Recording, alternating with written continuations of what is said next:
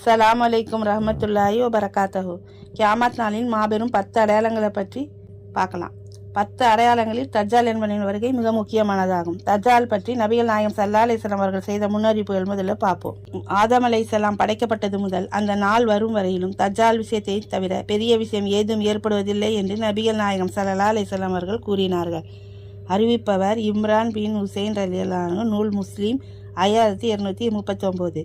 நூஹ் அலைஹிஸ்ஸலாம் அவர்களுக்கு பின் வந்த எந்த நபியாக இருந்தாலும் தஜ்ஜாலை பற்றி தமது சமுதாயத்திற்கு எச்சரிக்காமல் விட்டதில்லை. நிச்சயமாக நானும் அவனை பற்றி உங்களுக்கு எச்சரிக்கை செய்கிறேன் என நபிகள் நாயகம் ஸல்லல்லாஹு அலைஹி வஸல்லம் அவர்கள் கூறினார்கள். அறிவிப்பவர் அபூ உபைதா ரலியல்லாஹு அன்ஹு. நிச்சயமாக அல்லாஹ்வை பற்றி உங்களுக்கு தெரியும். அல்லாஹ் ஒரு கண் ஊனமானவன் அல்லன்.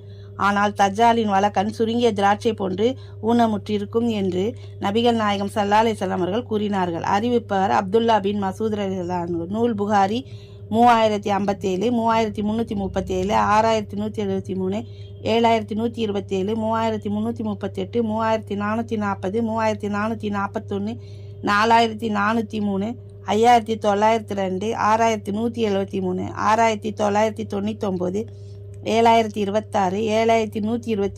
7026, 7123, 7127, 7128, 7131, 7407, 7408, 3057. பெரும் பொய்யனாகிய ஒற்றை கண்ணனை பற்றி எந்த நபியும் தமது சமுதாயத்திற்கு எச்சரிக்காமல் இருந்ததில்லை. நிச்சயமாக தஜ்ஜால் ஒரு கண் ஊனமுற்றவன் என்று உங்கள் இறைவன் ஒரு கண் ஊனமுற்றவன் அல்லன் என்றும் நபிகள் நாயகம் ஸல்லல்லாஹு அலைஹி வஸல்லம் அவர்கள் கூறினார்கள். அறிவிப்பவர் அனஸ் ரலியல்லாஹு அன்ஹு. நூல் புகாரி 7131.